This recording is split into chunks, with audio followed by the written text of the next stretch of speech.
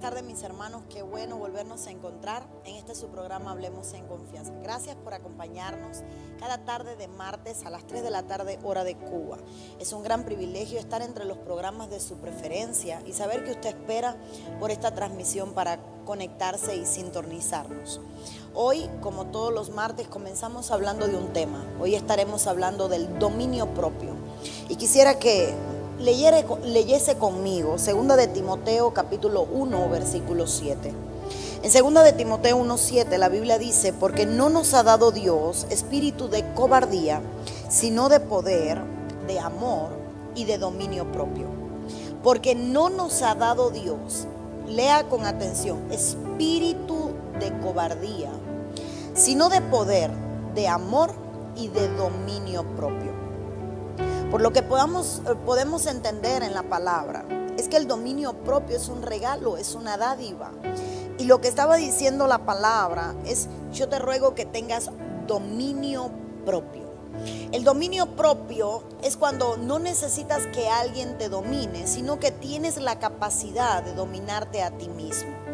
En muchas ocasiones necesitamos tener a alguien a nuestro lado para guiarnos, para aconsejarnos, para alertarnos o para hacernos conocer cuáles son realmente nuestros límites.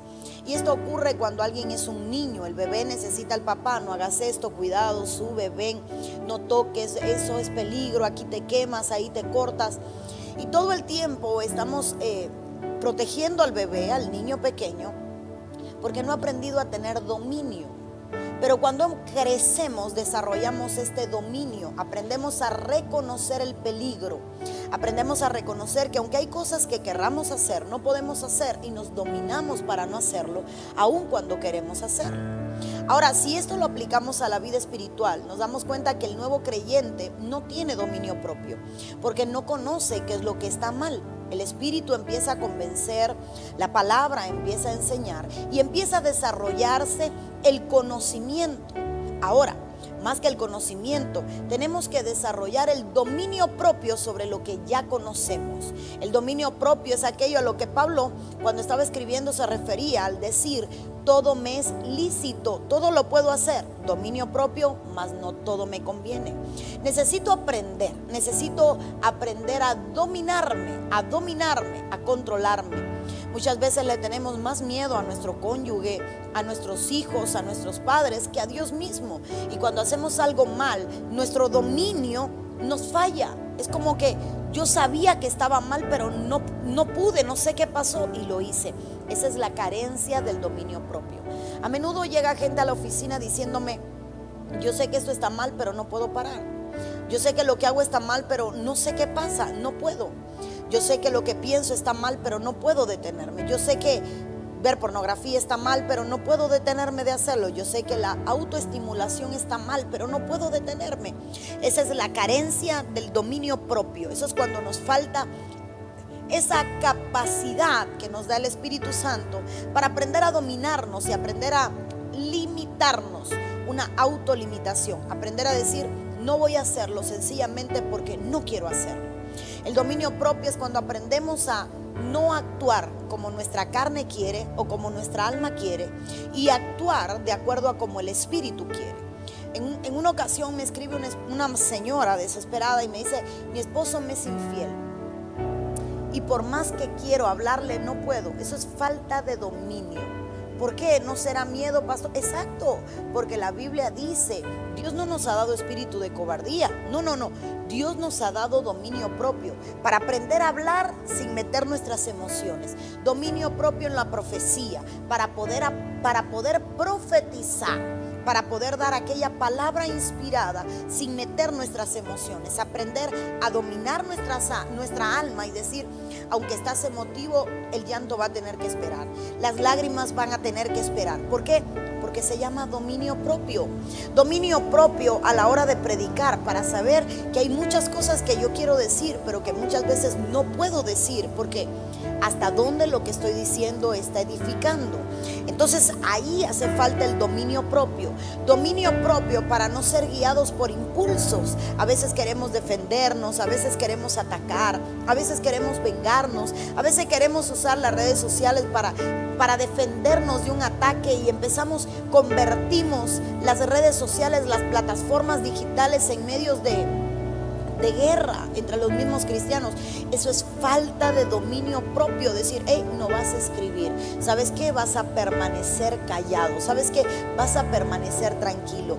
El dominio propio hoy está en carencia dentro de la iglesia de Cristo. Necesitamos dominarnos. Hoy llegamos a un servicio y queremos hacer lo que queremos y decimos, es que no puedo frenar lo que estoy sintiendo. Sí puedes, porque la Biblia dice que el Espíritu se sujeta al profeta. Pero aparte de eso, la palabra del Señor también dice que Dios nos ha dado dominio propio, aprender a dominarnos. Alguien me escribió hace mucho tiempo hablándome de que en su congregación había una hermana que danzaba de una manera, ya no era con gozo, ya era descontrolada. Corría con un paño, corría por toda la iglesia en redondo, tropezaba con las cámaras, tropezaba con los hermanos, corría hasta el frente del altar. Y obviamente ella decía que esa era la guianza del Espíritu, que el Espíritu la tomaba, que ella hacía eso y que eso no lo podía parar porque era como contristar al Espíritu Santo.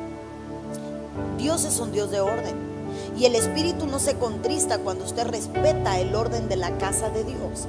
Danzar está bien, sí. Regocijarnos está bien, sí. Brincar está bien, sí. Como David en nuestro lugar está bien, si en algún momento sentimos correr. Pero el punto es cuando nos falta el dominio para saber entender o para aprender a comprender que aunque querramos hacer muchas cosas, no nos es lícito, no nos conviene, perdón. Necesitamos aprender que el dominio propio es que aunque el corazón esté latiendo por alguien, saber decir dominio propio. No es que alguien más te domine. Es muy fácil cuando alguien te dice no lo hagas, dame acá el teléfono. Pero qué hermoso que Dios dice el mayor dominio es el que vas a desarrollar tú mismo, es tu dominio propio. Que estás conversando con alguien por Messenger, por WhatsApp y sabes que es casado o que es casada y dices, pero es que me gusta, pero es que me siento bien. Hermano, dominio propio. Hermana, dominio propio. Bloquéele el contacto. Está recibiendo mensaje de alguien que no es cristiano y usted sí es creyente y sabe que eso es yugo desigual. ¿Dónde está su dominio propio para bloquear a alguien, para sencillamente decirle a alguien no quiero hablar y suficiente, y aunque me lleguen notificaciones no quiero leer y te voy a bloquear?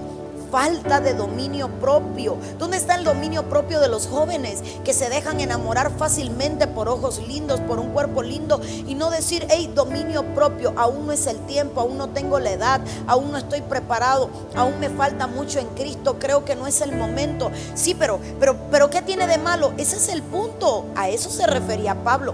Todo te es lícito. De poder puedes, de poder tú puedes, pero ¿te conviene? Qué hermoso cuando aprendemos a movernos con dominio. Cuando aprendemos, fíjese que la Biblia dice, porque no os he dado espíritu de cobardía. A veces tenemos temor a hablarle a alguien y decirle, no quiero, no lo intentes más, no me hables más, no me escribas más. ¿Por qué el temor a decirle a alguien, no quiero hablar más contigo? ¿Sabes qué? No me edificas, me generas un problema, eres una contaminación a mi vida. Terminamos. No nos dio Dios espíritu de cobardía, no. Poder, amor por Él y dominio propio. Dominio propio para decirle a nuestra alma, no todo lo que quieres te lo puedo dar. No todo lo que anhelas te lo puedo dar. Porque a veces darle al alma todo lo que quiere va a terminar en situaciones desastrosas. Darle todos los gustos al alma es como aquella parábola en la que decía, come, bebe porque ya has trabajado mucho, ahora disfruta. No, ¿sabe por qué? Porque cuando nos falta el dominio propio, ahí es cuando el enemigo entonces empieza a hacer desastres con nuestra vida. Somos vulnerables a las tinieblas cuando nos falta el dominio propio. Pídele a Dios ese dominio. Pídele a Dios que te enseñe, que te habilite para dominar tu mente, para dominar tu corazón, que es más engañoso que todas las cosas, para dominar tu lengua, para dominar, hermano amado, para dominar tus dedos a la hora de escribir. Pídele a Dios dominio propio para que aunque alguien te irrite, tú no respondas de la misma manera. que cuando alguien te altere, tú no respondas de la misma manera. Necesitamos dominio propio. Y de esta manera, Gaby, Dios te bendiga. Cuéntame, hijo, vamos a empezar ya. ¿Qué tenemos por ahí? Dios le bendiga grandemente, pastora. Tenemos como siempre varias preguntas que nos llegan a través del chat en vivo en el YouTube, de WhatsApp. Tengo aquí una pregunta, dice: pastora, bendiciones, en mi iglesia no creen que existan los apóstoles en este tiempo. Yo sí creo que los hay, pero quisiera confirmar si es cierto. ¿Dios aún levanta y usa apóstoles en este tiempo? Muy linda pregunta. Hoy hay muchas iglesias y muchos movimientos, hoy hay muchas iglesias y muchos movimientos que hablan de que no existe el apostolado y que no existe el ministerio profético, tal como en la iglesia de esta persona que pregunta. Pero en realidad sí existen, y la manera de probarlo bíblicamente es entender que existen el apóstol del Padre, apóstoles del Hijo y apóstoles del Cordero.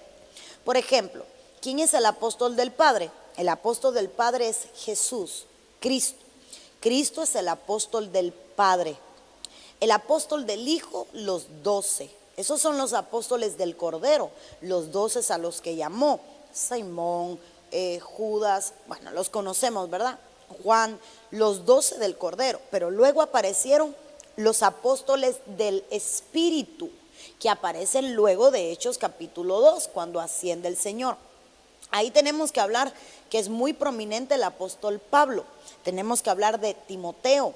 Tenemos que hablar de Epafrodito, tenemos que hablar, es que hay tantos apóstoles en el Nuevo Testamento, tantos, que la Biblia reconoce como apóstoles y que estaban ahí y eran apóstoles del Espíritu. Ahora, Efesios capítulo 4, versículo 11, cuando se le está haciendo, hermanos, se le está dando la carta a los Efesios, la palabra nos deja bien claro entender que el Espíritu, que Dios dio, que Cristo, nuestro Señor, dio dones en forma de hombres, y esos dones en forma de hombres son los ministerios. En el verso 11 dice: y él mismo constituyó apóstoles, profetas, evangelistas, pastores y maestros, y él mismo los constituyó, y habla de 5 ministerios. Quizás si buscamos por un momento el pasaje, porque en Efesios, aquí lo voy a buscar, denme un segundo. Efesios capítulo 4, que empieza a hablar de la unidad del cuerpo de Cristo. Para entender qué está pasando, déjenme me conecto y ahí le va a salir en pantalla el verso. Dice la palabra del Señor: por tanto dice, cuando ascendió a lo alto, llevó cautivo una hueste de cautivos y dio dones a los hombres. Y ascendió, que significa, sino que él también había descendido a las profundidades de la tierra. Y que descendió es también y el que descendió es también el mismo que ascendió mucho más arriba de todos los cielos para poder llenarlo todo. Y dio a algunos el ser apóstoles, profetas, evangelistas, pastores y maestros, a fin de capacitar a los santos para la obra del ministerio, para la edificación del cuerpo de Cristo. ¿Hasta cuándo van a haber apóstoles? ¿Hasta cuándo van a haber profetas? Versículo 13. Hasta que todos lleguemos, no sé si ahí en pantalla le está saliendo, pero dice: hasta que todos lleguemos a la unidad de la fe y del conocimiento pleno del Hijo de Dios, a la condición de un hombre maduro, a la medida de la estatura de Cristo. ¿Qué está diciendo Efesios? Yo di ministerios. ¿Cuántos? 5. ¿Cuáles? Apóstoles, profetas, evangelistas, pastores y maestros, los primarios. ¿Para qué? A fin de que la iglesia llegue a su estatura, a fin de que todos lleguemos. Entonces, decir que no hay apóstoles es decir que la iglesia llegó a su estatura máxima. Y decir que la iglesia llegó a su estatura máxima sería como, wow, ¿y en qué momento ocurrió el rapto? Sí existen los apóstoles, porque la función de los ministerios es equipar la iglesia. Ahora, la palabra apóstol viene de una palabra griega que significa apóstolo, que significa enviado, a alguien que es enviado a una misión. El apóstol no es más que un servidor de Dios a quien Dios envía a establecer doctrina, a plantar un lugar, a desarrollar una red. Y bueno, tendríamos que dedicar todo un programa a hablar de las funciones apostólicas o de qué realmente son apóstoles y cuál es la función de los apóstoles. Pero lo curioso es que en Apocalipsis el Señor le habla a la iglesia y le dice: porque probaste a los que dicen ser apóstoles, a los falsos, y descubriste que eran falsos. Entonces el Señor estaba diciendo: hay falsos apóstoles, pero si hay falsos apóstoles es porque existen genuinos. Sí existen los ministerios. Es como quererle amputar a la mano dos dedos y privarlos de la dirección profética y de la doctrina apostólica. Los apóstol del Padre, Jesús; apóstol del Hijo, son los apóstoles del Cordero, los 12, y los apóstoles del Espíritu, pues Pablo, Timoteo, todos los que están ahí en la palabra, en todo el Nuevo Testamento, Epafrodito. Es que el listado es bien grande.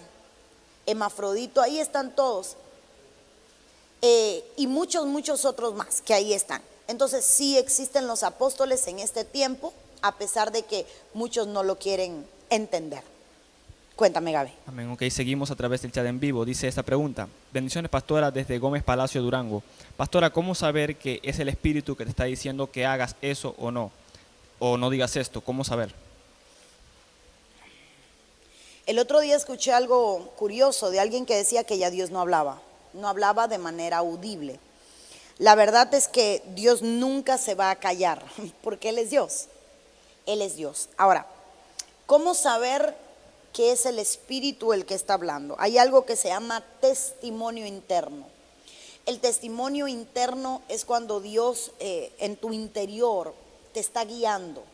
Tengo una prédica, no sé si me pueden ayudar con el link, compartiéndola, usted al final la busca, porque es la mejor manera de explicarlo, que se llama los impulsos del Espíritu. Los impulsos. El Espíritu te impulsa, te lleva a hacer algo. Dice la Biblia: y Jesús fue llevado por el Espíritu al desierto. Y no crea, hermano, que, a ver, Gaby, te cogió de la mano el Espíritu Santo y vamos Jesús al desierto. No, fue conducido, fue llevado, fue impulsado por el Espíritu. Entonces yo tengo que entender, para saber cómo es el Espíritu, o sea, para saber que si eso no es el Espíritu Santo, es ¿qué me está pidiendo? Dios me pediría hacer algo así. En una ocasión oí un pastor que dijo: Dios me pidió que dejara a mi esposa y a mi familia y me uniera con una mujer más joven que hay en mi congregación. Le dije: no fue Dios. Y si fue un Dios, no fue mi Dios. ¿Por qué razón? Porque Dios no destruiría una familia para armar otra familia, y menos cuando ya hay una familia establecida y con hijos. Dios aborrece el divorcio. Entonces, ¿qué me está pidiendo el Espíritu?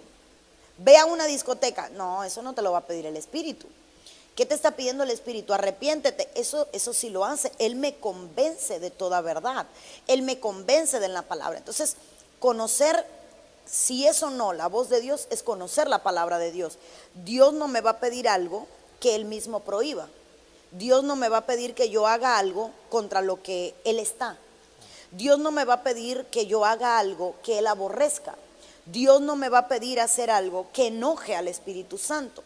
Entonces el Espíritu me va a pedir hacer cosas que agraden a Dios, que agraden al Hijo, que le den gloria, que le exalten y que obviamente me lleve a ser una mejor persona en Cristo. Entonces eso es muy clave. ¿Cómo entiendo qué quiere el Espíritu? Conociendo la palabra. El conocimiento de la palabra me va a llevar a entender qué es lo que Dios está haciendo. Siguiente pregunta, Gaby. Muy bien, esta pregunta dice: pastora, bendiciones. ¿En estos tiempos existen los dones del Espíritu, como por ejemplo las sanidades? Sí.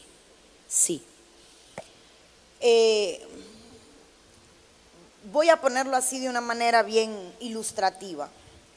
Decir que Dios dejó de hacer algo es decir que Dios tiene límites. Decir que Dios dejó de sanar es decir que el poder de Dios es limitado por el tiempo. El tiempo no limita a Dios. Dios es el que establece los tiempos. Entonces cuando yo vengo y digo ya el Espíritu no sana o ya Dios no sana, yo estoy diciendo tu sacrificio en la cruz tiene una fecha limitada. Tu sacrificio en la cruz tenía caducidad. sencillamente se iba a vencer. Digamos que el sacrificio en la cruz era válido por 2000 años. Por sus llagas somos sanados, pero válido solo por 2000 años. Ya en el 2000 no hay más milagros, no va a haber más sanidades. Porque Señor, tu sacrificio solo cubría 2000 años. No, es un error. El sacrificio de Cristo es eterno. La redención del Señor es eterna. Y entre los beneficios de la muerte de Cristo está la sanidad. Isaías 53 dice, y por sus llagas somos sanados. Entonces, cuando yo digo que ya no hay milagros, cuando yo digo que ya no hay señales, cuando yo digo que ya no hay prodigios, yo estoy quitándole a la Biblia cientos de versículos. Y el que cree en mi nombre, cosas mayores de las que yo hice, hará. ¿Qué cosas hizo el Señor? Sanar, libertar al cautivo, resucitar los muertos. Y viene el Señor y dice, cosas mayores de las que yo hice. Entonces, de pronto, ¿eso qué hacemos con ese verso? Lo eliminamos, es imposible. El Señor dice en su palabra, y todo lo que pidieses en mi nombre creyendo, sucederá, entre paréntesis, excepto la sanidad. No, y todo lo que pidieses en mi nombre. Viene el Señor y dice, porque aquí yo soy el mismo ayer, hoy y por los siglos de los siglos. Entonces, si yo digo, Dios sanó, pero no sanará, es decirle al Señor, tú no eres el mismo de ayer, de hoy y por los siglos de los siglos. Él es el alfa y el omega, Él es el principio y el fin. Él es eterno, entonces sus atributos son eternos. Dios no deja de ser Dios, Dios no deja de ser Él y Dios no deja de ser soberano. Lo impresionante es que en el Antiguo Testamento se veían milagros en un hombre, en un Elías, en un Eliseo, en un Moisés. En el Antiguo Testamento podemos ver una vida totalmente sobrenatural, pero en un solo hombre. O sea, la era de Moisés, el tiempo de Elías. Para que Eliseo se levantara tenía que irse un Elías, o sea, no podían haber dos. Mira qué tremendo. Se va Elías, entonces se levanta Eliseo, viene Moisés. Hay cosas impresionantes. Vemos los huesos de Eliseo, o sea, ya un muerto aquel tropieza, cae el cadáver y vuelve a la vida. Los milagros están ahí. Ahora viene Cristo y ¿qué hace? No, yo voy a dar más. Entonces Dios es un Dios de multiplicación. En el Antiguo Testamento uno hacía milagros. En el Nuevo Testamento el Señor dice, y todo el que creyera, y todo. Entonces ya el Señor no dijo esto es para uno, esto dice es para todo el que cree. Ahí viene Lucas 1:37, para el que cree todo es posible. Entonces, ¿qué dice el Señor? No voy a poner límite. Vayan y manda a los discípulos, vayan a las casas, vayan y prediquen, y llegan aquellos gloriándose, Señor, en tu nombre, los demonios, no se gloríen por eso. O sea, háganlo, pero no se gloríen, que no sea cuestión de que yo soy el hiper, mega, gran, ultra, hombre, apóstol, evangelista, porque hago milagros. No, si los milagros no tienen un cuño excepcional, el único cuño que tiene se llama la fe. Viene Cristo y le dice a la iglesia, no vayan a ningún lugar, no salgan de Jerusalén hasta que no venga sobre vosotros el Espíritu Santo. Y el Espíritu viene a habilitar. Entonces todo lo que Dios le había dado, ahora el Espíritu Santo lo habilitaba. De 12, ahora eran 120 en el aposento alto que reciben la llenura. Pedro empieza a sanar enfermos simplemente con la sombra. Entonces todo el tiempo fue en aumento, en aumento, en aumento. Y viene el Señor y dice, vayan y prediquen. Anunciar un Dios poderoso sin mostrar su poder es mostrar un Dios con una limitación, es mostrar un Dios incapaz. Y la Biblia dice, y estas señales seguirán a los que creen. Así es. Entonces el evangelio tiene que tener demostración del poder de Dios.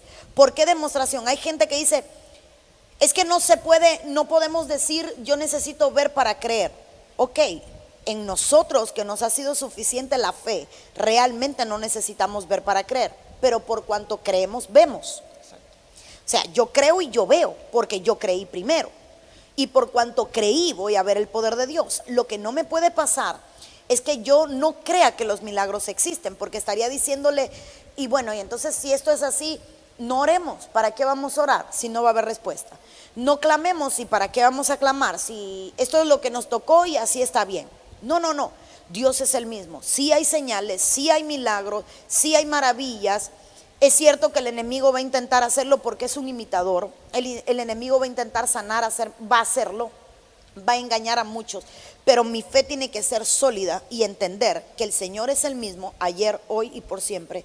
Y sus dones están vigentes, y entre ellos yo no puedo creer en el don de lenguas e ignorar el don de señales. o el don de milagros o el don de sanidad, porque nos pasaría lo mismo que la pregunta anterior. Creo en el pastor, creo en el evangelista, creo en el maestro, pero no quiero creer en el apóstol y el profeta. Entonces le estamos diciendo al Señor: tú hiciste el evangelio, pero yo lo adapto a mi manera, y yo creo en lo que a mí me dé la gana de creer, no en lo que tú quieres que yo crea.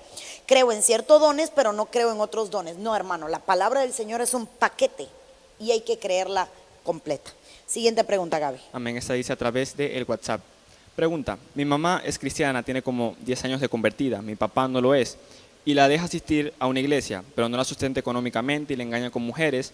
Ya tiene de casada más de 30 años. ¿Debería seguir con él? Ella ha orado y ayunado, pero no sabe qué decisión tomar. Es que la decisión es de ella. Ella es la que tiene que decidir qué hacer o no hacer con su vida. Lo lindo es que ella sabe que está mal. Lo lindo es que ella entiende que está mal, pero la decisión es de ella, es de ella. ¿Qué puede hacer? Seguir orando. Y en algún momento la palabra del Señor dice que Dios pone en nosotros el querer como Él hacer. Dios pone en nosotros el que querramos hacer algo y el que hagamos algo.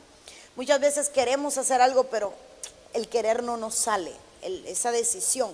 Entonces a ella le va a tocar. La palabra es bien clara. Si una mujer está con un inconverso, una creyente está con un inconverso y no lo quiere dejar y él no se quiere separar de ella, que siga, así dice la palabra.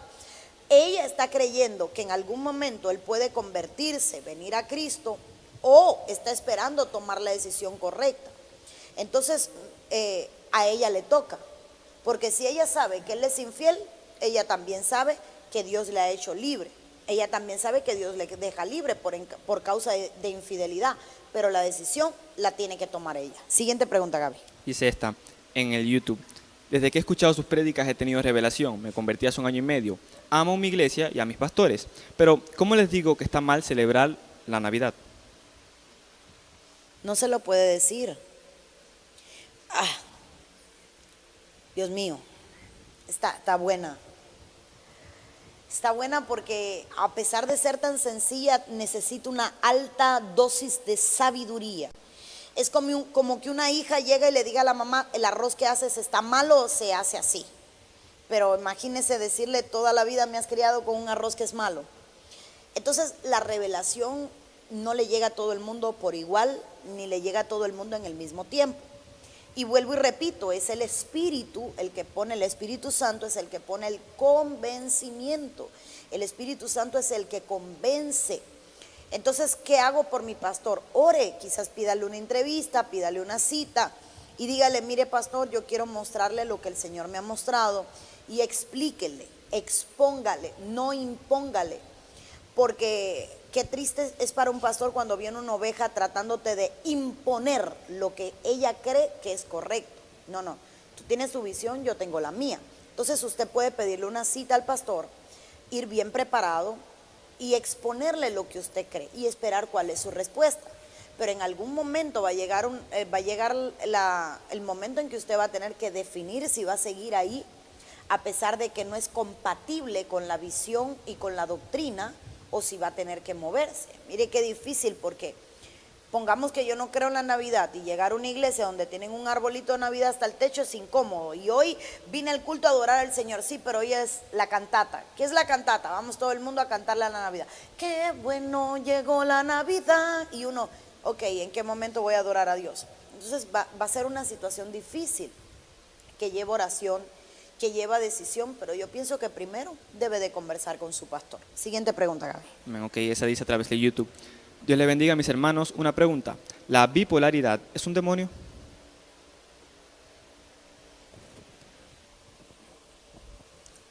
Bueno, voy a dar la misma respuesta que di cuando la pregunta de la epilepsia.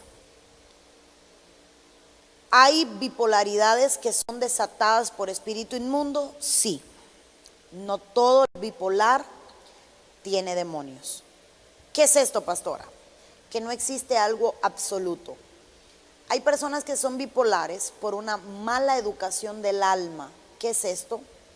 Dice la Biblia: el hombre de doble ánimo es inconstante. La bipolaridad es inconstancia.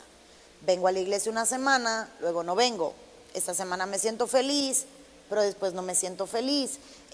Hoy estoy en el cielo, pero la semana que viene ya la salvación la perdí. El lunes soy salvo y el martes estoy en el infierno. El miércoles tengo gozo y el jueves me siento mal. Entonces, es difícil porque mira, en el tiempo que llevo ministrando el alma, he visto gente que tiene traumas de la niñez y que han desarrollado ciertas características de la bipolaridad, ciertas, debido al sufrimiento, debido a las heridas, debido a la manera en la que vive. Ahora, sí he visto gente bipolar como esquizofrénica endemoniada. Y espíritus, mire, los espíritus que se apoderan del área mental son espíritus fuertes, porque para tomar la mente primero hubo un proceso de cautividad. El enemigo empieza a tomar áreas, es como que voy conquistando territorios, y si tú no me pones freno, si tú no me limitas, si tú me sigues dando derecho y tú me sigues dando un espacio, entonces yo voy a tomar toda un área y voy a hacer lo que yo quiero. El enemigo trabaja por territorios y gana derecho. Entonces, cuando alguien ya hay un espíritu que ha tomado la mente, esto es señal de que hubo un proceso lento y largo en que la persona le entregó autoridad a las tinieblas, en que la persona le cedió territorio a las tinieblas. Y lo impresionante es que cuando miramos en la Biblia personas enfermas, digamos que de epilepsia, el joven que se echaba al fuego y demás, la hija de la Sirofenicia que era atormentada por un demonio, ninguno de ellos venía a buscar liberación, era alguien más que venía, la mamá y el padre. Cuando veíamos una atadura en un joven que tenía que ver, digamos que con el área mental, no vemos al joven pidiendo libertad, vemos al padre pidiendo libertad. Significa que llega un momento donde se pierde ya la total capacidad de decisión, de decir, yo quiero ser libre. Entonces habla de una posesión extrema, de una posesión de las tinieblas. ¿Sabes qué me parece ridículo, Gaby? Que hayan pastores cristianos que no crean en la liberación cuando en el Vaticano se practican todavía exorcismos. Eso me da dolor. Que gente que está tan confundida como el catolicismo y que son idólatras y demás, de pronto crea en un beneficio que nos dio Cristo, que es la libertad, el pan de los hijos. Y nosotros que tenemos derecho a ese beneficio, no lo creemos. ¿Sabes qué? Hay gente que me cuesta hablarlo, pero hay gente que no cree en la liberación, no lo cree. Y sencillamente dice, no, yo no creo en la liberación. Yo digo, el que no cree es porque no ha tenido una confrontación o tiene temor de meterse en esa área y prefiere ignorarla que reconocerla, porque reconocerla es enfrentarme a ella. Voy a ponerte un ejemplo. Hay mujeres que saben que su esposo le es infiel, pero no lo quieren saber, o sea, no lo quieren reconocer, porque el vivir en la ignorancia me hace actuar de cierta manera. O sea, no lo sé y vivo como que no lo sé. Aunque sé que está pasando, prefiero no saberlo. Apliquémoslo a lo espiritual. Yo sé que hay cosas que no tienen explicación. Obviamente es la función del reino de las tinieblas, pero prefiero no creerlo, porque cuando yo lo crea, yo voy a tener que reconocerlo y voy a tener que hacer algo. Entonces prefiero decir que no existe y que no lo creo, porque salgo mejor de esa manera que metiéndome en un rollo. Cuéntame, ¿qué más tenemos por ahí? Muy bien, esa pregunta nos llega a través de WhatsApp. Dice, Dios le bendiga, pastora. ¿La ansiedad es un producto de una brujería o hechicería? Hay una en el chat buena de la liberación. Sí, existe la opresión, existe el asedio de las tinieblas y existe la posesión. Todos son términos diferentes.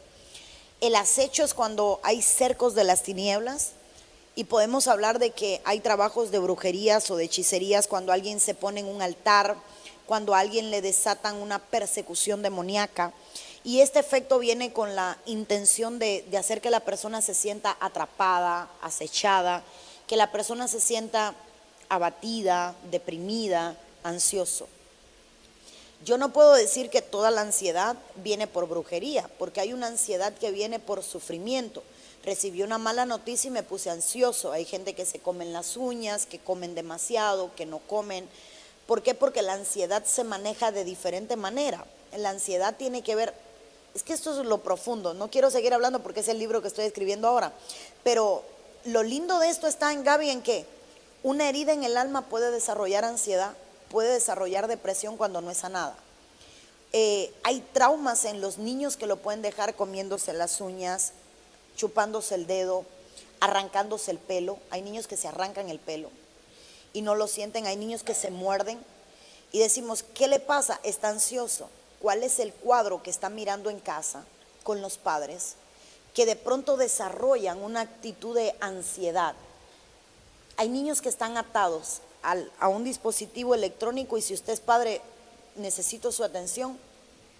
Hay niños que están atados a un dispositivo electrónico para escapar de la realidad en la que han vivido, una herida en la que no han sanado, y prefieren un mundo virtual que un mundo real, porque en el mundo virtual todo es lindo, pero en mi casa es feo. En mi casa tengo un papi que grita, un papi que golpea, un papi que agrede a mi mamá, tengo una mami que llora, tengo una mami que grita. Prefiero audífonos y un dispositivo porque me exonero, me libero, me aíslo de mi realidad. Entonces hay posturas o hay manifestaciones de la ansiedad que vienen por un hogar disfuncional. Obviamente lo que está pasando en la casa es producto de un espíritu inmundo y la ansiedad sí está producida, o sea, es una de los reflejos de que hay algo que no es normal, pero pueden ser por traumas, puede ser por aislarse de la realidad, puede ser por una herida en el alma que no sanó. Y entonces el niño, el adolescente, en su ansiedad está ansioso, ¿sabe? Hay gente que no haya qué hacer con el teléfono. Pasa Facebook, está aburrido, pero sigue pasando. No encuentra nada que sirve, pero no puede parar, sigue pasando, sigue viendo. Sabe que no va a encontrar nada, está perdiendo el tiempo, pero sigue haciéndolo. ¿Por qué?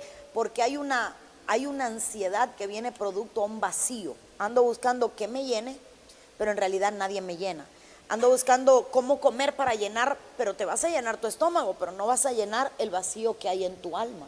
Entonces la ansiedad se representa o puede venir por diferentes maneras, por heridas, por sufrimientos, por ataque de las tinieblas, por brujería, por hechicería. Incluso está el trastorno de la ansiedad que va más allá.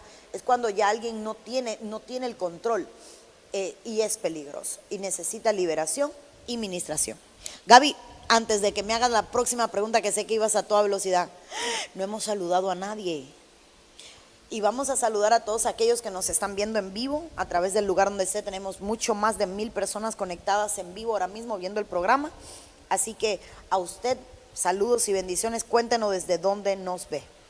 Bueno, pastora, tenemos muchos saludos y bendiciones a los hermanos que nos están viendo. Dice aquí desde Islas Canarias, nos están viendo desde Guayaquil, Ecuador. Tenemos hermanos que nos están viendo desde Santa Marta, Colombia, todo acá en América, desde Guatemala, Argentina. Desde Londres nos están viendo, allá en Europa, Dios le bendiga. Tenemos varios hermanos que nos están viendo también pues en Estados Unidos, hermanos que nos están visualizando en estos momentos desde Quito, Ecuador, Panamá, República Dominicana, El Salvador, Nicaragua, España, Virginia, Iztapalapa, México. Tenemos hermanos que nos están viendo desde Santa Marta, Colombia, Guatemala, desde El Paso, desde México, Villavicencio, Colombia, desde Chile, León en México, Barcelona. México también acá, Atenas, Ecuador, Alemania, Honduras, allá los hermanos que nos están viendo desde Honduras en estos momentos, Massachusetts, Buenos Aires, Argentina, Uruguay, Francia, Nueva York, Morelos, México, Tucson, desde Dallas, Texas, desde Chihuahua, México, desde Tierra del Fuego, Argentina, desde Garzón, Colombia, Jujuy, Argentina, Aguascalientes en México, Indianápolis en Indiana, Estados Unidos, Burgos, España, Guaco, Texas, desde Barranquilla, Colombia, y siguen llegando Córdoba, Colombia, Panamá, Honduras, Galapa, Atlántico, Chicago en Illinois en Chicago, Michigan, Nuevo León, Monterrey, Suecia, Manitán, Veracruz, y siguen y más. Lindo, mira, desde Canadá también nos están viendo. Saludo a la gente de Canadá, que tan lindo ellos. Sé que hay gente que nos está viendo desde San Pedro Sula, desde Honduras. Y quiero tomarme un minuto para decirle que Dios te bendiga y te fortalezca. Yo sé que Honduras, el paso de de este huracán ETA ha sido doloroso. Le doy gracias a Dios porque la iglesia de nuestro apóstol abrió las puertas a cientos de personas y está como albergue, pero yo sé que hay pérdida. Y a veces no es tanto la pérdida de un artículo, sino el sacrificio para llegar a tener ese artículo. Y que de la noche a la mañana lo hayas perdido todo o casi todo es algo bien doloroso. Quiero decirle que oramos por ustedes, que no mengue su fe. Cuba es una isla donde, gracias a Dios, hace unos años tenemos paz ciclónica, pero todo el que andaba por ahí perdido pasaba por aquí. Un huracán decía, vamos a visitar a los cubanos. Una tormenta decía, y yo sé qué triste es sentir que lo has perdido todo. Quiero decirle a ustedes nuestro apoyo, nuestra oración para ustedes y que Dios les fortalezca. Y antes de volver a la siguiente pregunta, yo sé que mi gran director, mi precioso amado esposo, tendrá por ahí lista la imagen para ponerla en pantalla de hermano, donde vamos a estar la próxima semana de gira en la Florida. Vamos a estar en diferentes lugares de Florida, vamos a estar ministrando por allá. Vamos a estar en West Palm Beach, vamos a estar en Orlando, vamos a estar en diferentes lugares, vamos a estar en Fort Lauderdale, vamos a estar en Bradenton. Hay unos cuantos lugares donde Dios nos ha permitido poder llegar. Algunos dicen, pastora, ¿por qué no con nosotros? ¿Por qué no New York? Mire, le voy a contar que en realidad hay cientos de invitaciones para la gloria de Dios, pero por cuestiones de cuidarnos, hemos decidido no salir de la Florida para evitar tomar otro vuelo. Ahí en pantalla tiene la imagen, ahí está viendo las direcciones, están en todas nuestras plataformas, están la agenda de viaje, la gira que vamos a hacer evangelística, ahí está todos los destinos, los números telefónicos, y vamos a cerrar esta agenda estando en Miami, en la misma ciudad de Miami, el día 29, creo que, déjenme ver si me abre a mí la imagen para hablar con certeza. El día 29 vamos a estar en Miami, en la iglesia Mies Ebenezer. Ahí está puesto en el anuncio los números telefónicos de los pastores para que usted, yo sé que hay gente que va a viajar, mira, hay gente que ya está comprando sus boletos desde California, desde Chicago, desde Las Vegas, ¿dónde es que vive Cris Flores, amor? California, ¿verdad? Están comprando los boletos para llegarse. Entonces mi recomendación es, usted sabe que por el tema COVID hay ciertas restricciones en cuanto al espacio, en cuanto a la capacidad de persona. Llame a los números, diga, ¿cómo está? Yo quiero llegar, ¿cómo estoy? Y le recomiendo, pues si está en Miami, por ser más céntrico, ese día 29, donde vamos a estar ministrando sanidad, liberación, milagros y la palabra del Señor. Está en todas nuestras plataformas, ahí está en Facebook, está en Instagram. No sé si hay alguna manera, amor, de poderlo poner en YouTube, quizás en comunidad, poder subir la foto. Vamos a dejarla puesta en la comunidad de nuestro canal en YouTube, de tal manera que usted, yo sé que ahora estamos corriendo, pueda descargar la imagen, pueda hacer sus planes, hacer su cotización de vuelo. No sé si pueda, pues yo pienso un sábado llegar a Miami, el domingo, si pueden poner el anuncio ahí a pantalla completa para que se vea mejor, se lo voy a agradecer. Poder el sábado llegar, el domingo estar en el servicio y le da tiempo en la noche regresar de vuelo a su país. Y así, mucha gente que dice, pastor, ¿y cómo pudiera reconocer, cómo pudiera verla un día? Esa es la oportunidad. Muchas personas han escrito preguntando del libro. Mis amados, vamos a llevar un poquito de libros para ofrecer el día 29 en esa iglesia en Miami. La gente dice, mándemelo por correo. No podemos llevarnos 3 maletas de libro porque es imposible en nuestro país. Vamos a llevar algunos y los que estén ahí pues van a poderlo obtener. Esos son los planes que tenemos hasta ahora. Dios permita y aparezca una imprenta que los pueda hacer allá, rápido, bueno y barato. Las 3B, bueno, bonito y barato. Y podamos ser de bendición. Así que ahí está la información, en todas las plataformas está nuestra agenda. Va a ser bien corta, pero bien provechosa en el nombre de Jesús. Cuéntame, Gaby, ¿qué más tenemos por ahí? Bueno, pastora, continuamos. Tenemos más de 1,313 personas viendo ahora y muchísimas preguntas. Así que dice esta, hay iglesias en las que no tocan el tema de las manifestaciones de espíritus inmundos. ¿Y cómo se hace cuando estos se les manifiestan a los creyentes? Echarlos fuera. ¿Qué hacer cuando un espíritu inmundo se manifiesta? Echarlo fuera. De hecho, mañana tenemos entrenamiento con el liderazgo y el tópico que vamos a tocar es ese, liberación, cómo podemos libertar. Así que desde ya los líderes de la iglesia que también nos están viendo, si usted es líder de nuestra casa, ya sabe el tema que vamos a tocar mañana, de liberación y cómo ministrar la liberación.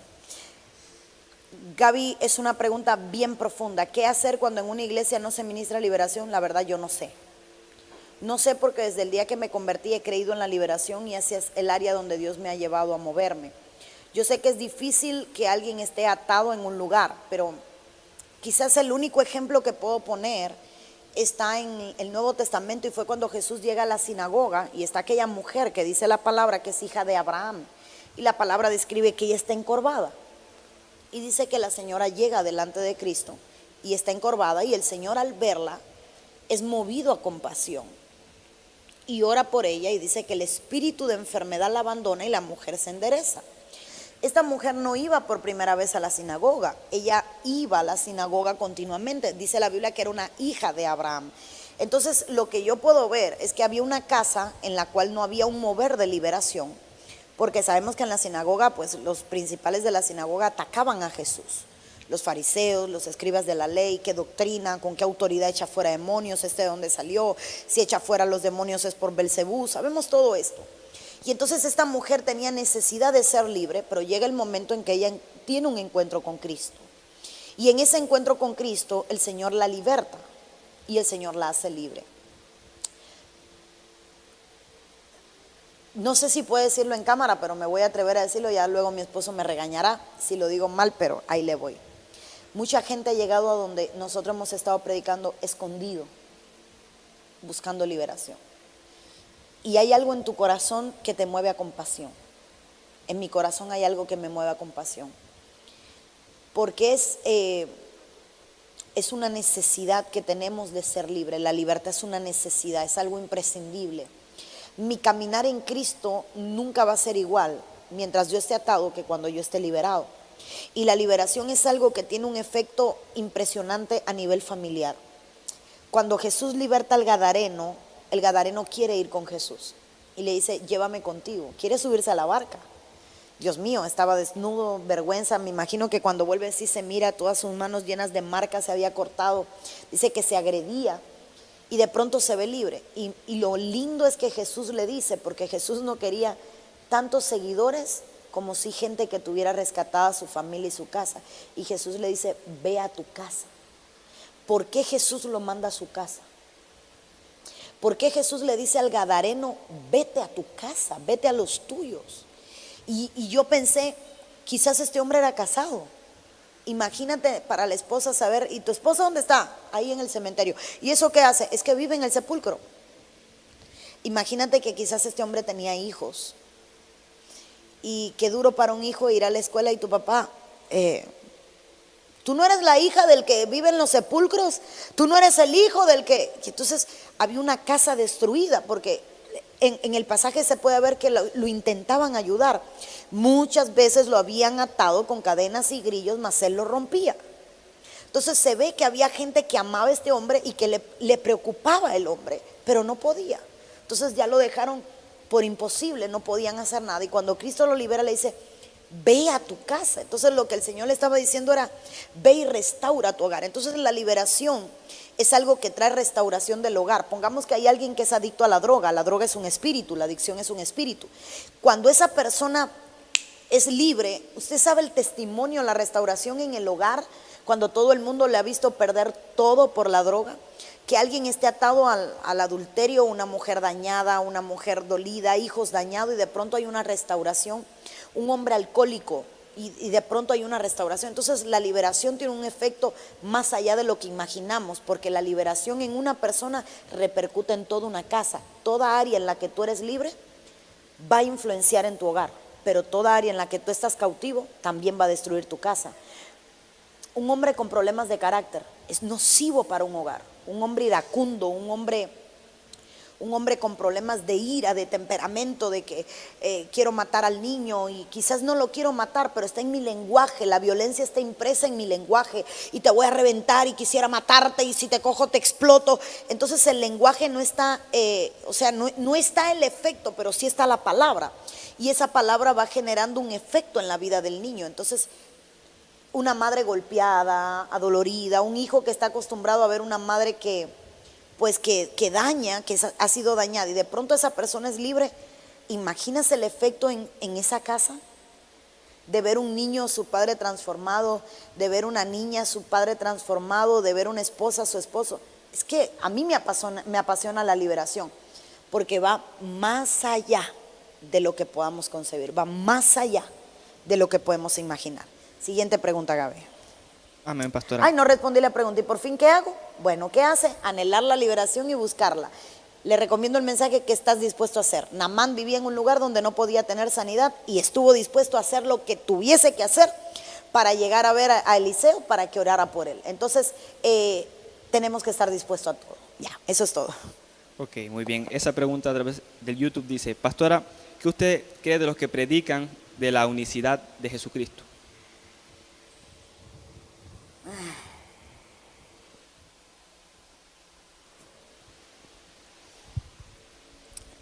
Yo creo en la Trinidad.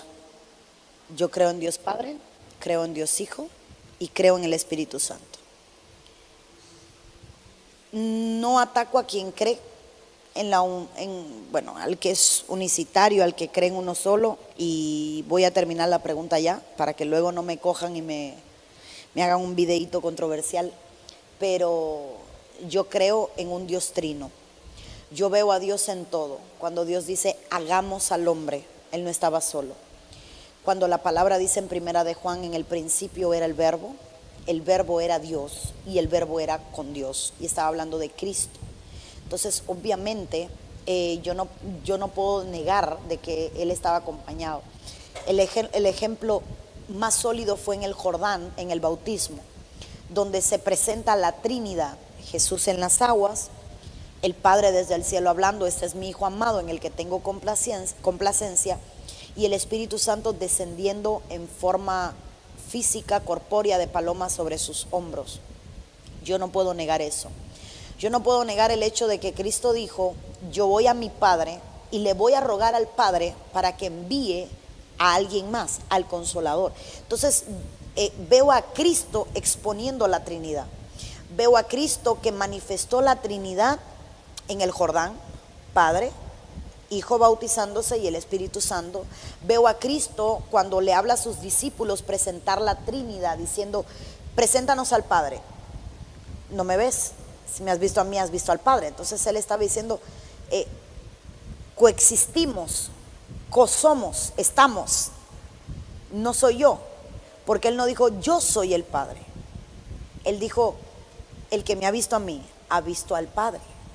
Pero habla de un representante, como un embajador. Yo vengo a representar mi nación celestial, yo vengo a representar el reino.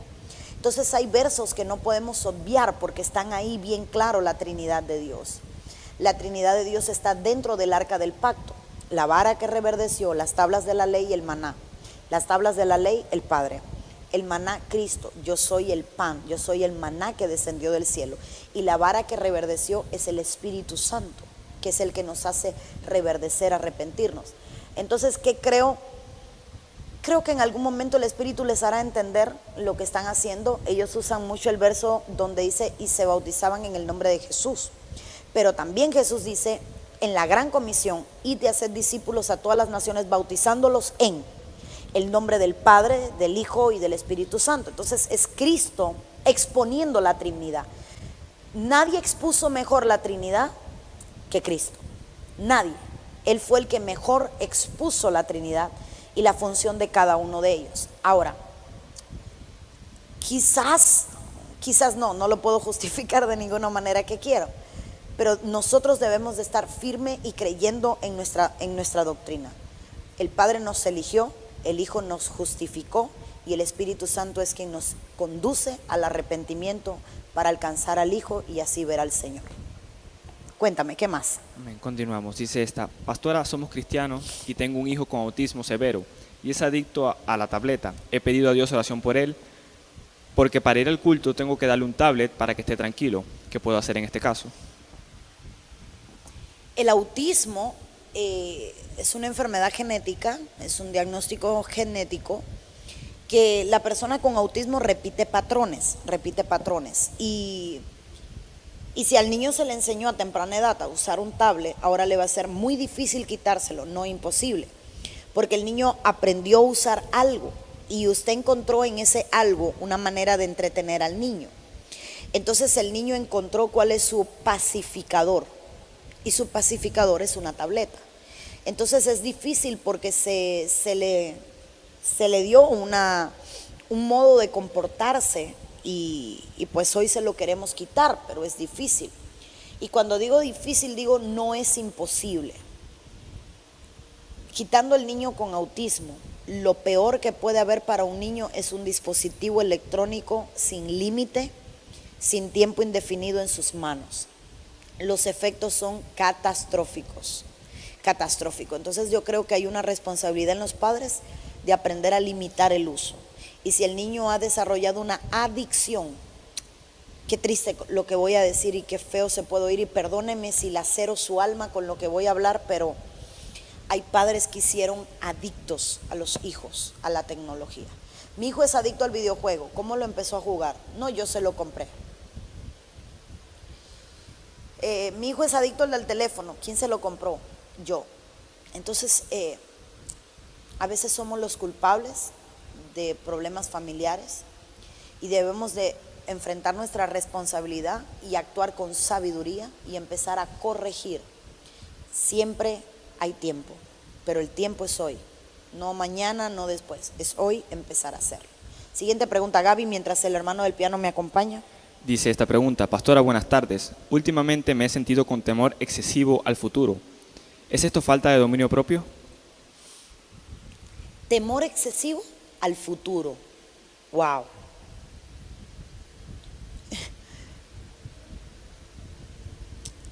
Hay una guerra mediática, hay una guerra en los medios.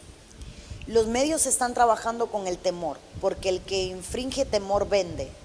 ¿Qué es esto, pastora? Bueno, aquí le voy a explicar. Si yo te digo, si tocas el teléfono te vas a enfermar, si tocas el teléfono te vas a enfermar, y todos los días te digo, si tocas el teléfono te vas a enfermar, y enciendes el televisor y 10 canales están diciendo, el que toca el teléfono se enferma, y enciendes el teléfono y te dicen, si tocas el teléfono te enfermas, y vengo yo después y te digo, yo tengo la vacuna, tú me la vas a comprar con los ojos cerrados. ¿Por qué? Porque tienes miedo. Yo mismo te infringí miedo. El cáncer es una enfermedad. Y, Dios mío, eso es, qué linda pregunta. Linda pregunta. El cáncer es una enfermedad. El cáncer tiene que ver con células rebeldes que de pronto niegan su identidad y se empiezan a convertir en células negativas, pero al ser parte del cuerpo, el cuerpo no las ataca y tiene que haber algo más que las ataque. Ahora, mucha gente padece de cáncer, no todo el mundo, pero sí mucha gente le tiene miedo al cáncer, a un extremo que eso no lo puedo comer, esto no lo puedo comer, necesito comer con sal, necesito comer bicarbonato, necesito tal cosa, necesito los salinos, el pH, el no sé qué, la comida, que si esto, y entonces deja de vivir porque el temor te hace ser esclavo, el temor te esclaviza. Cuando tú le temes a algo, tú eres esclavo a lo que tú le temes, tú eres esclavo a tu temor. Entonces hay gente que le tiene temor al cáncer. Hermanos, creamos que Dios nos va a hacer inmunes, pero si tocó un episodio, lo que no podemos es desarrollar el temor, porque lo que el hombre temiere, ese le alcanzará. El temor al COVID, no toques nada, no salgas a nada, no hagas nada. No. Precaución no es temor. Yo puedo ser prudente y precavido sin necesidad de ser una persona temorosa. Porque el temor se desarrolla y el temor es un espíritu, Fobos, y el espíritu Fobos empieza a desarrollarse donde la gente, tengo temor tocar, tengo temor salir, tengo temor que me hablen, tengo temor al ruido, tengo temor a la gente, tengo temor al polvo, y empiezan a desarrollarse fobias. Temor a estar encerrado, temor a los animales, temor al perro, temor a que me hablen, temor a que me griten, temor a que no puedo hablar porque tengo temor a que me avergüencen, tengo temor a... Entonces el temor se va desarrollando. Y este año 2020 creo que fue uno de los primeros programas que dimos, que yo estaba hablando, cuando pase el COVID, van a haber cristianos atados a la depresión, va a haber un nivel de esclavitud extrema, y una de ellas va a ser al temor, va a haber mucho temor. El temor no es de Dios. La Biblia dice que el amor echa fuera el temor. La palabra del Señor dice que el amor de Dios echa fuera el temor. Entonces tenemos que entender que debemos confiar en Dios. ¿Qué hacer si tengo miedo? Confiar en Dios. Sencillamente nuestra seguridad está puesta en el Señor. Que cuando miremos el futuro lo veamos con esperanza. Si viene un nuevo orden mundial, es señal de que nos vamos. Si viene una unificación monetaria, una moneda única, es señal de que nos vamos. Todo lo que viene es señal de que nos queda menos tiempo, pero menos tiempo en este cuerpo corruptible. O sea, es nuestra esperanza, así mismo lo dice el apóstol Pablo, nuestra esperanza gloriosa es saber que un día vamos a despertar y vamos a ver al Señor, que vamos a ser transformados. Entonces no le podemos tener miedo al futuro. ¿Qué van a venir? ¿Más enfermedades? Es que la gente hoy anda profetizando duro, y vienen enfermedades y vienen más enfermedades. No importa, a Israel le vinieron 10 plagas, ¿y qué pasó con ellos? Fueron libres. Es que viene una hambruna. Egipto tuvo una hambruna de 7 años. Pero ¿y qué va a pasar con nosotros? Los hilos de José, al que Dios capacita de sabiduría y advierte, será librado. Es que viene una persecución como nunca antes. La vivió Daniel. Y aquellos que atrevan a no contaminarse y a vivir una vida agradable a Dios serán preservados. Pero es que están profetizando que viene hambre sobre la tierra. Aún en una cueva, Dios se encargó de preservar a su pueblo y que no le faltara comida. Cuando sus hijos no tengan que comer, Dios se las va a arreglar. Va a mandar cuervos, va a mandar a una anciana que te alimente, pero no nos va a faltar. Está en la palabra. Y mi esperanza sobre el futuro es: soy una hija de Dios. Y las promesas de Dios para mi vida son sí, amén. En una crisis voy a tener oportunidades. Quizás cuando al mundo le vaya mal, a mí me va a ir recontra bien. Quizás hay gente que diga: a mí me ha ido muy mal con el COVID. Yo no puedo decir eso. Para mí lo mejor que me pasó fue el COVID. Pastora, me duele que haya gente que se haya enfermado. Me duele. Quizás a mí en algún momento me toque y me enferme, porque no estamos exonerados. Pero el COVID generó cuarentena, y la cuarentena generó tiempo de familia, generó intimidad, generó el tiempo para ver una película, para compartir con los hijos, para amar. Sacó a los hijos de la contaminación de las escuelas y los dejó en la casa. Entonces, para mí fue una bendición. Para mí fue una bendición. Tuve el tiempo que nadie se imagina que por años no había tenido. Fue una bendición. No le tengamos miedo ni a lo presente ni a lo que ha de venir. Nuestra seguridad no está en las manos ni de un presidente. Nuestra seguridad no está en las manos de un sistema de gobierno. Nuestra seguridad no está en la mano de una política. Nuestra seguridad está en las manos de Dios. Y quizás en este momento que está pasando una conmoción en Estados Unidos por el tema electoral entre el gobierno de los demócratas y los republicanos, John Biden y Donald Trump, hay gente que se siente devastada, a tal punto que hasta memes hay: ¿dónde quedó el coronavirus? Y ¿alguien sabe dónde quedó el coronavirus? Todo esto Dios lo está permitiendo por una razón: para ver cómo está nuestra fe, para saber dónde está nuestra seguridad, cuál es nuestra certeza. Mirar los tiempos y reconocer, como los de Isaacar, reconocer que Él está a la puerta, reconocer que Él viene pronto, y reconocer que lo único que tiene que decir la iglesia en este momento es: Maranata, mi Cristo viene. Saber que el Señor viene por usted, no al temor, no al temor. ¿Sabe por qué? Porque Dios nos ha hecho libre, nos ha hecho libre del temor. No hay miedo, hay seguridad de que Cristo está a la puerta y de que viene por la iglesia. Sintámonos con la mejor satisfacción que podamos tener, la preservación que nos da la sangre de Cristo. Permítame orar por usted hoy brevemente. Permítame bendecir su vida. Quiero bendecirle. Y mire qué lindo. ¿Qué vamos a hacer hoy? Vamos a orar por el miedo. Vamos a orar por ese temor que está viniendo al mundo.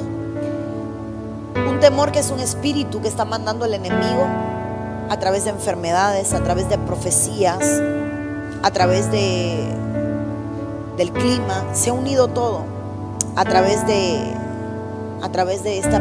este sistema de gobierno, de las votaciones en Estados Unidos. El COVID se ha prolongado, las elecciones se han prolongado. Esta tormenta es algo épico, está danzando en el mar.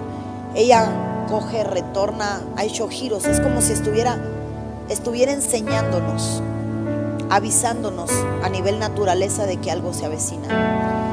Y me recuerdo tanto a mi hermano Simón. Miren el cielo y miren la tierra y sepan que algo se avecina. Entonces yo lo que estoy mirando es que algo se avecina, y yo veo a la gente tan desenfocada, tan perdida. Algo se avecina, pero que no haya miedo en nosotros. Que el Señor nos sorprenda, ¿sabe cómo? Trabajando en la obra. Que el Señor nos sorprenda con gozo, que el Señor nos sorprenda con esperanza, y que cuando llame no nos sorprenda como las vírgenes insensatas que estaban dormidas, sino que le dijimos: te estaba esperando, sabía que venías, sabía que este era el tiempo. Que esa sea la actitud de la iglesia. Vamos a orar. Todos los que están aquí conmigo hoy, voy a rogarle que me acompañen a orar y a clamar. Yo siento la presencia de Dios. Qué lindo, qué lindo.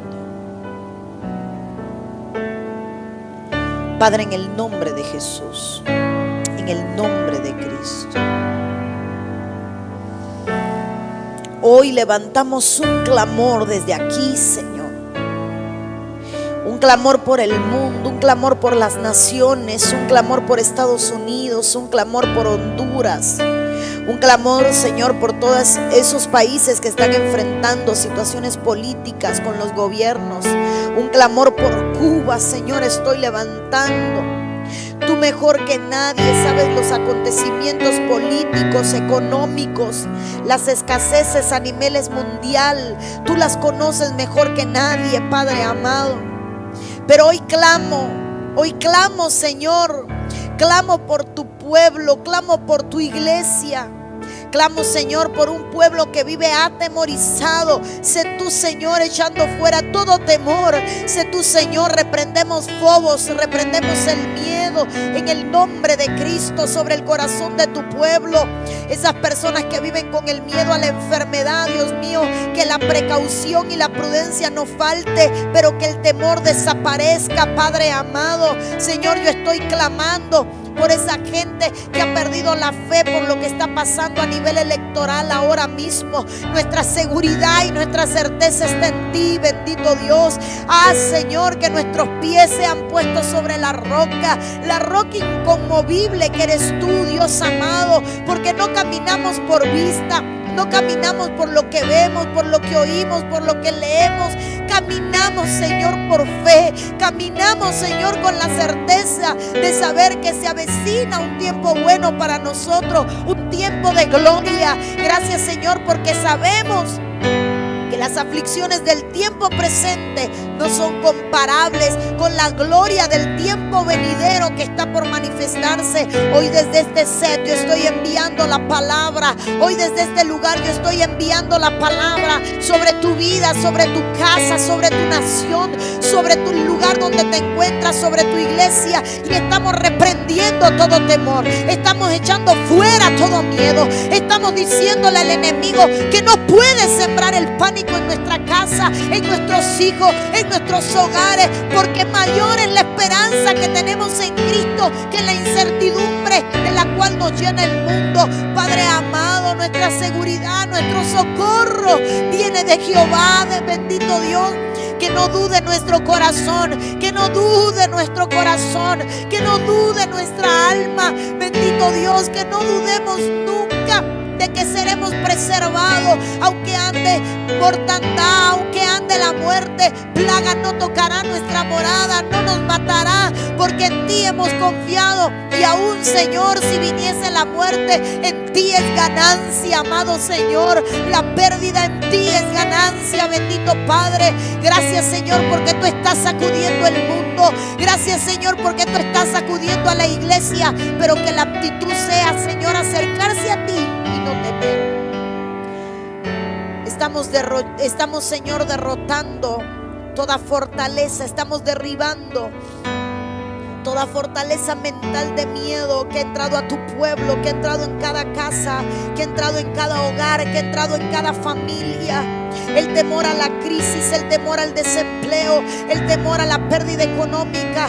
Padre, tú sustentes, nuestro sanador, tú eres nuestro socorro, bendito Padre. Clamamos a ti, sabemos de dónde viene nuestro socorro. Pero, Señor, hoy el temor no tiene lugar. Hoy el temor no tiene capacidad. Hoy el temor no puede estar en nuestra vida. Desarraiga todo temor de la mente de tu pueblo. Desarraiga todo temor del corazón de tu pueblo, porque sabemos en quién está nuestra confianza. Te damos gracias, Señor amado. Sobre cada casa estoy enviando una palabra de paz. Vas a sentir la paz de Dios ahora mismo llenando tu hogar, llenando tu vida, donde quiera que estés, donde quiera que nos estés oyendo. La Biblia dijo: id de dos en dos. Así le dijo Jesús a los discípulos: vayan y declaren la paz en cada casa. Yo envío paz a tu casa. Yo declaro paz en tu hogar. Yo declaro que todo temor es derribado por el amor de Dios y que viene paz a tu hogar. Paz a tu hogar. En el nombre de Jesús. En el nombre de Jesús. Puede darle gracias al Señor. Dígale gracias, Padre.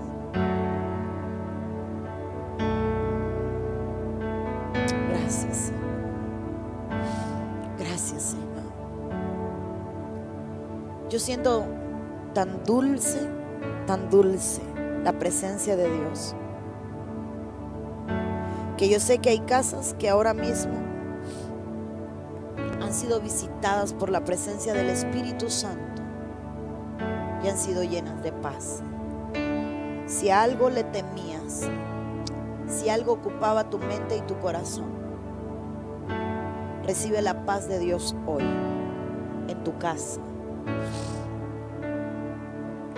Qué linda tu presencia, Espíritu Santo. Espíritu Santo, Espíritu Santo.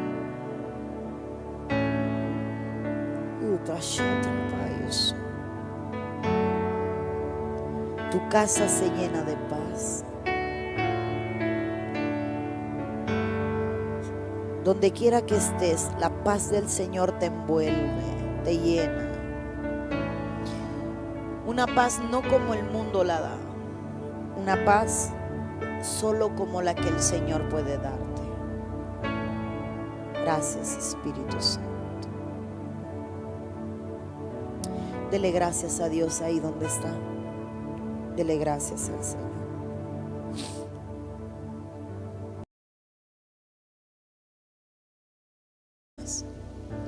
Y qué hermoso que podamos saber que nuestra paz está en el Señor. ¿No ha entrado nada? Quizás por un segundo ahí usted me acompaña. No sé si el micrófono de Darío está abierto, pero que ahí donde usted esté pueda por un segundo más disfrutar de lo que Dios está haciendo. Él es nuestra paz. Él es nuestro socorro. Él es nuestro auxilio. Gracias, Señor. Gracias, Señor. Vamos, dígale ahí al Señor donde está. Él es mi paz.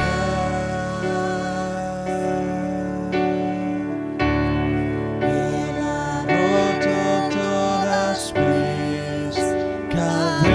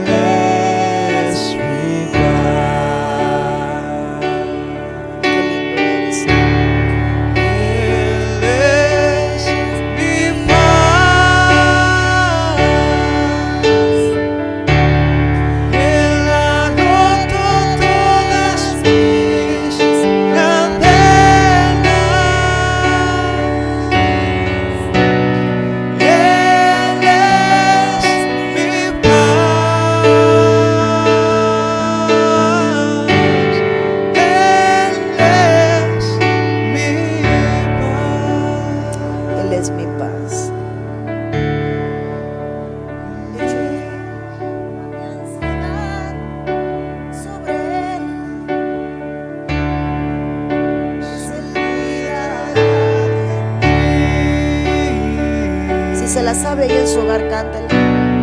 Él es mi paz. Es muy vieja, pero es hermosa. Él es mi paz. Eche su ansiedad sobre el Señor. Echo toda mi ansiedad sobre Él, pues Él cuidará de mí. Él cuida de ti, Él cuida de mí. Él es mi paz. Él la es. Él es mi paz. Una última vez declara: Él es mi paz. Él es Mi paz.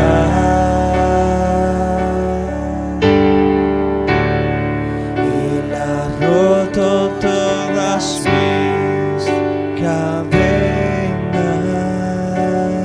Él es mi paz. Él es mi paz. Él es mi paz. Ahí en su casa, cántalo. Echo toda mi ansiedad sobre Él, pues Él cuidará de mí.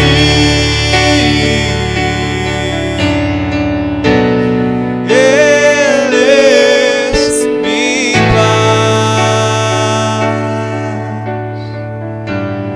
Él